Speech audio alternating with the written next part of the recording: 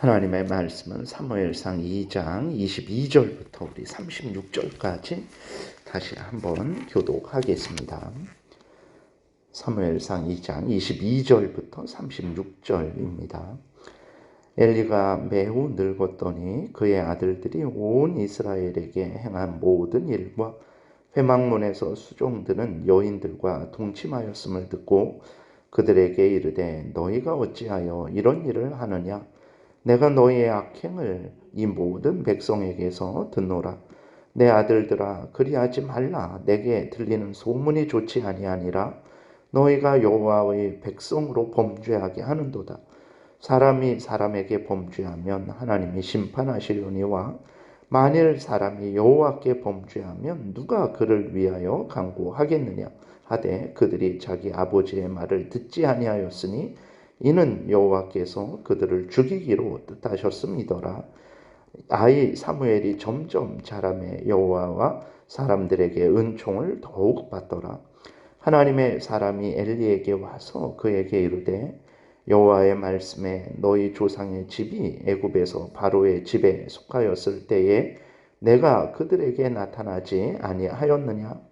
이스라엘 모든 지파 중에서 내가 그를 택하여 내 제사장으로 삼아 그가 내 제단에 올라 분향하며 내 앞에서 에봇을 입게 하지 아니하였느냐?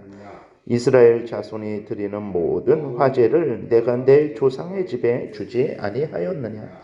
너희는 어찌하여 내가 내 처소에서 명령한 내 제물과 예물을 밟으며 내 아들들을 나보다 더 중히 여겨 내 백성 이스라엘이 드리는 가장 좋은 것으로 너희들을 살찌게 하였느냐?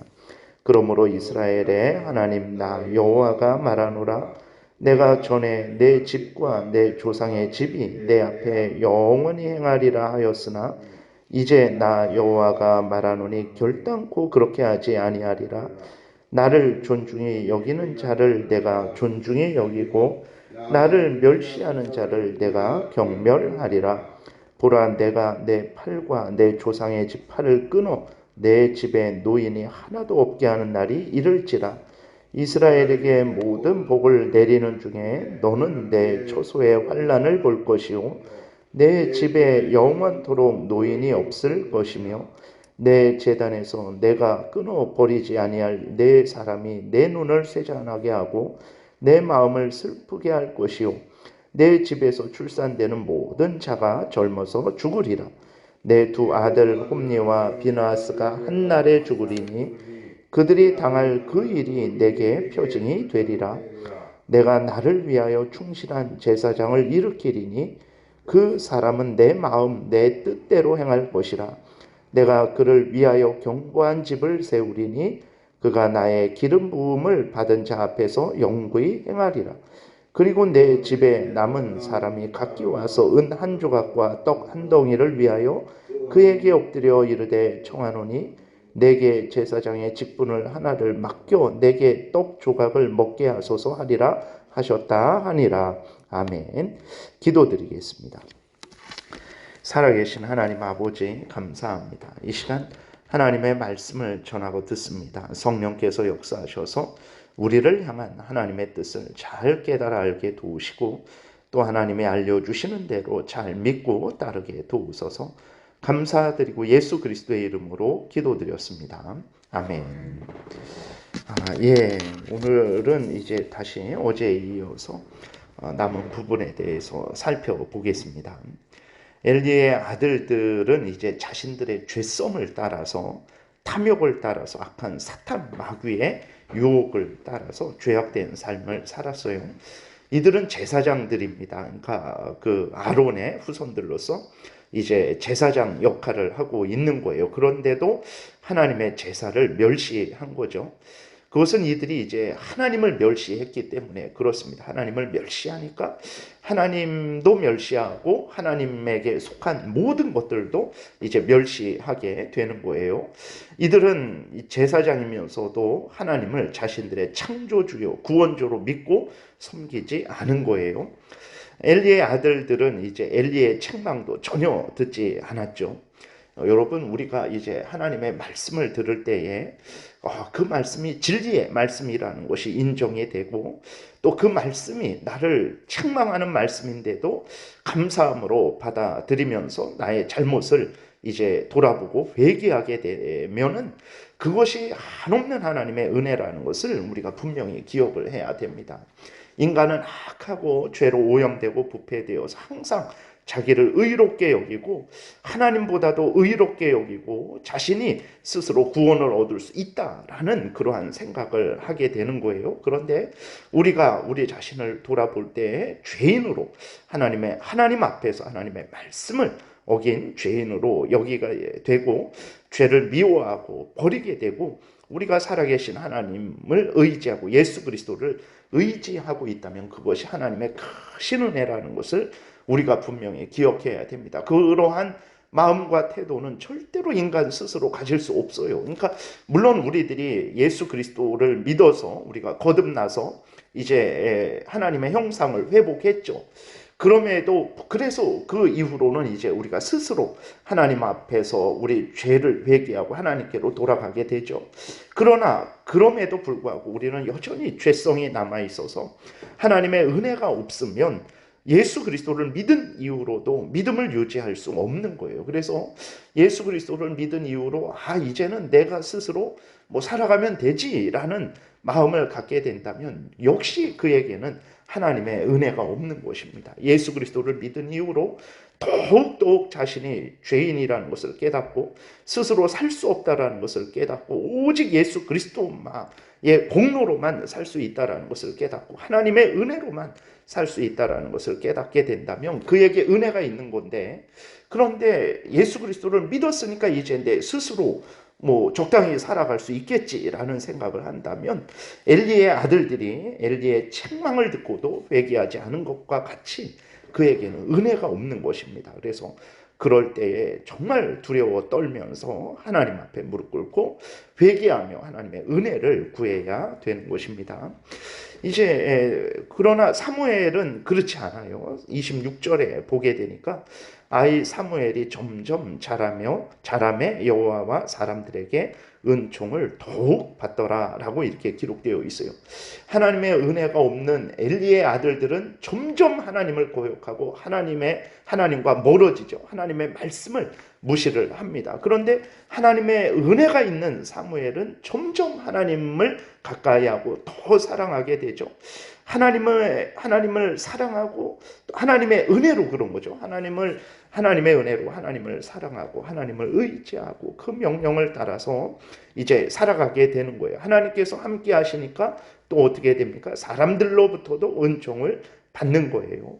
하나님을 사랑하고 의지할 때, 하나님의 은혜가 있을 때 우리의 모든 것들이 복되게 된다라는 것을 우리가 분명히 명심을 해야 됩니다. 그래서 잠언 16장에 보게 되면 하나님을 경외하게 되면 하나님이 원수와도 화목하게 해 주신다 그랬어요. 그러니까 인간관계는 우리가 잘해야 되죠. 마땅히 우리가 잘해야 되는데 모든 삶은 나의 마음, 나의 모든 삶, 다른 사람의 마음, 다른 사람의 모든 삶, 그 사람과 나와의 관계, 그 모든 것들은 살아계신 하나님의 주관하에 있다라는 것을 우리가 기억해야 됩니다. 그래서 내가 아무리 사람에게 비위를 맞추고 아부를 하고 그럴지라도 그 사람과 내가 화목하게 된다라는 보장은 없어요. 왜 그렇습니까?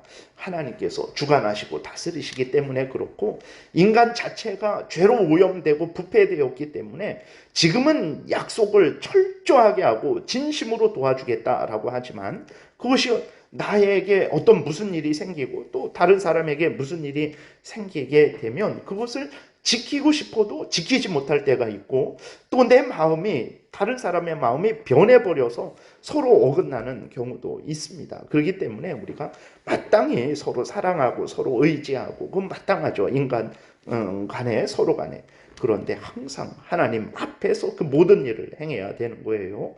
하나님이 나를 주관하시고 다른 사람을 주관하시고 모든 것들을 주관하시는 것입니다. 이것을 잊지 말아야 돼요. 그래서 잠언 16장에 나와 있는 대로 하나님을 경외할 때에 내 모든 인간관계도 복되게 된다는 것을 우리가 분명히 믿어야 됩니다. 그래서 제일 우선 중심은 항상 하나님을 먼저, 하나님을 제일 우선 중심으로 믿고 섬기게 되면 원수와도 복되게 해주는 거예요. 그래서 하나님의 은혜가 있을 때 사무엘은 사람들로부터도 은총을 받는 것입니다. 하나님의 은혜가 없을 때 엘리의 아들들은 하나님과 멀어지게 되고, 이러한 엘리의 아들들이 사람들의 사랑을 받겠습니까? 사람들에게서도 버림을 받게 되는 것입니다. 그래서 하나님을 믿고 섬기는 이것이 인생을 가장 복되게 살아가는 것이라는 것을 우리가 굳게 믿고 열심으로 기쁨으로 하나님을 섬겨야 되겠습니다.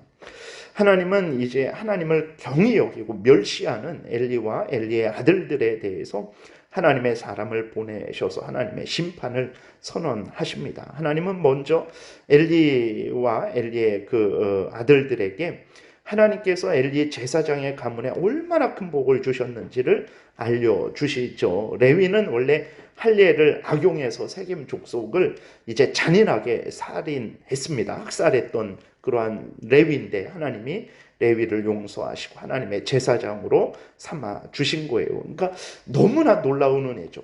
정말 버림받아서 영원한 지옥불에 던져줘야 되는데 하나님께서 용서하셔서 하나님을 섬기는 그러한 은혜를 내려주신 것입니다. 근데도 엘리와 그 아들들은 이 귀한 은혜를 경히 여긴 거죠. 멸시한 것입니다. 오늘날에도 그런 경우가 있어요. 그리스도인들 중에서도 하나님을 열심히 섬길 기회가 있어요. 성도들을, 교회를 열심히 섬길 기회가 있어요. 근데 그것들을 어떻게 생각을 하냐면, 왜 나만 고생하고 왜 나만 이렇게 힘들지, 왜 나만 이렇게 많은 어려운 일들을 해야 되지? 라는 생각을 하는 거죠. 어리석은 생각입니다. 물론 인간적으로는 육신이 연약하고 부족하고 힘들고 어려우니까 왜 나만 일할까라는 그런 생각을 할 수 있어요. 그러나 우리의 일하는 것이 무슨 일을, 누구의 일을 하는 것입니까?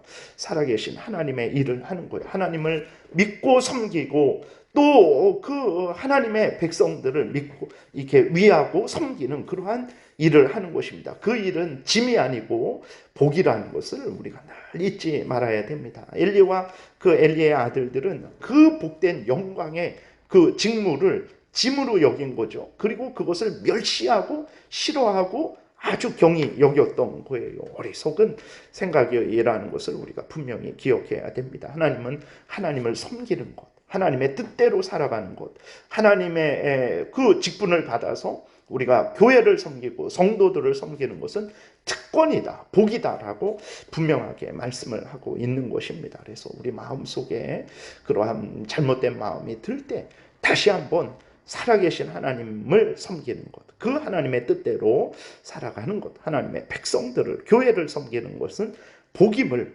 분명하게 우리가 명심하고 힘들고 어려울지라도 열심으로 섬겨야 되겠습니다. 그리고 하나님은 우리에게 그 모든 일을 행할 수 있는 힘도 지혜도 주시는 하나님이시라는 것을 믿고 하나님을 의지해서 잘 감당해야 되겠습니다.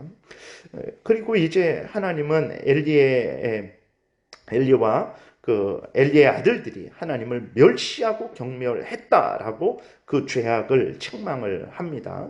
그래서 보게 되면 이제 엘리, 그러면 우리가 이렇게 봤을 때 엘리는 그렇게 큰 잘못을 한 것 같지는 않아요. 그 자식들이 잘못했을 때 이제 책망을 하게 되잖아요. 23절부터 보게 되면. 근데 왜 하나님은 엘리에게도 하나님을 멸시했다, 경멸했다라고 이렇게 말을 하는 것인가?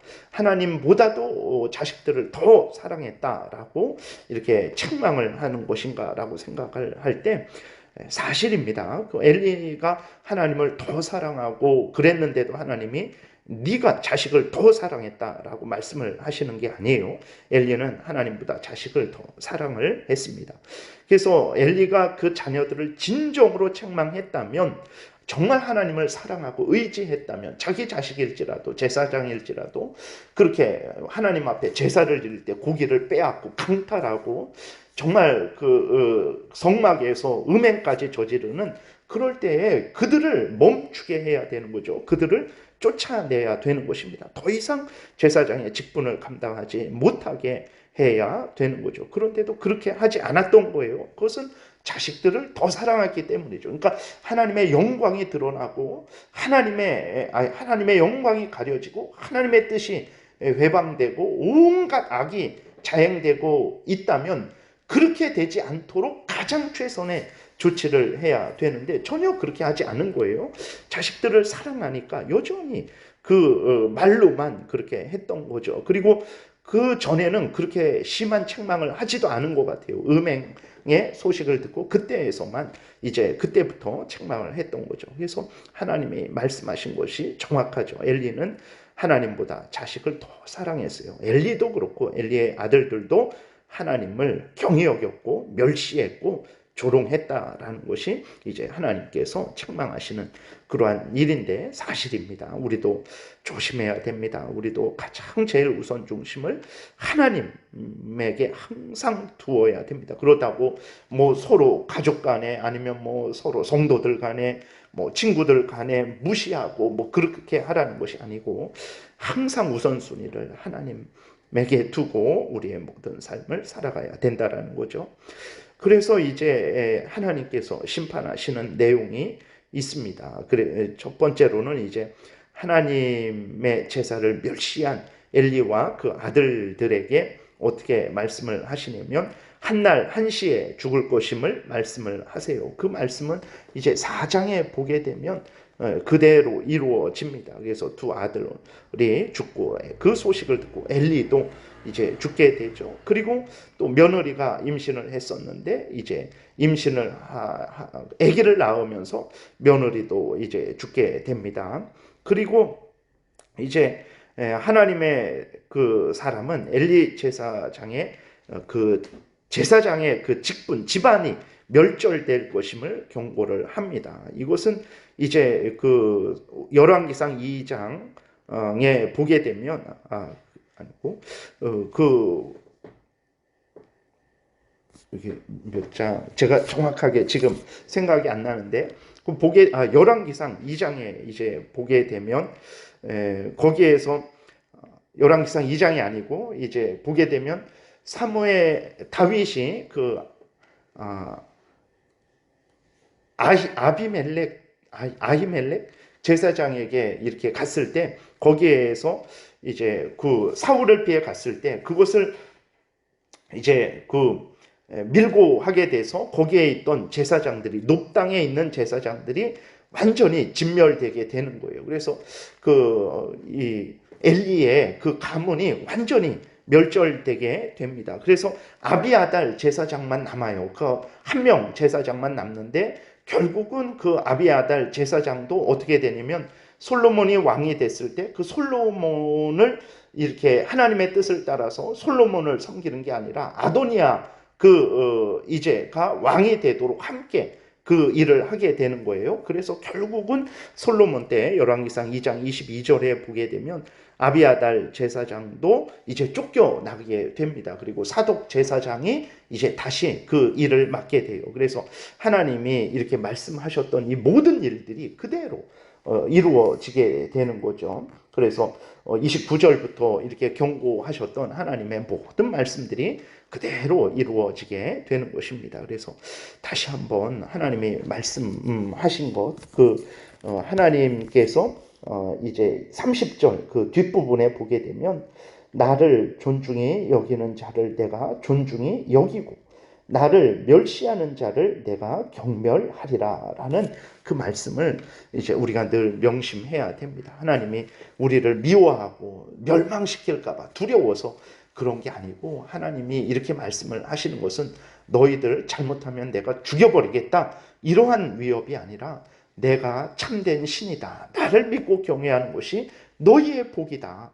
나를 믿고 사랑하고 의지해라. 그것이 너희들에게 복이 되는 것이고 그렇게 하지 않는 것은 죄고 그건 악한 사탄 마귀의 유혹이고 그것은 공의의 심판을 받을 수밖에 없는 일이니 너희들이 나를 존중히 여겨라 라고 하나님이 하나님의 택한 백성들을 향해서 은혜의 말씀을 하시는 것입니다. 그래서 이렇게 말씀하시는 것이 우리를 위하는 것이라는 것을 우리가 분명히 깨달아 알고 하나님의 뜻을 따라서 살아가야 되겠습니다. 거기에 참된 복이 있는 거예요. 하나님을 믿고 섬기는 거기에 참된 생명이 있는 것입니다. 그래서 다시 한번 우리가 항상 하나님을 존중히 여기고 하나님에게 속한 모든 것들을 존중히 여기고 또 하나님을 위해서 일하는 것을 기쁨으로 여기고 감사함으로 열심으로 감당해야 되겠습니다. 기도드리겠습니다. 살아계신 하나님 아버지, 오늘도 은혜를 내려주셔서 감사를 드립니다. 하나님을 존중히 여기는 것, 그것은 짐이 아니고 그것은 참으로 가장 큰 복이라는 것을 깨달아 알게 도우셔서 힘들고 어려울 때 하나님께 기도해서 위로받고 지혜와 능력을 얻어서 하나님을 존중히 여기는 하나님의 일을 할 때 감사함으로 열심으로 행하는 우리 모두가 되게 도와주옵소서. 감사드리고 예수 그리스도의 이름으로 기도드렸습니다. 아멘. 하늘에 계신 우리 아버지요,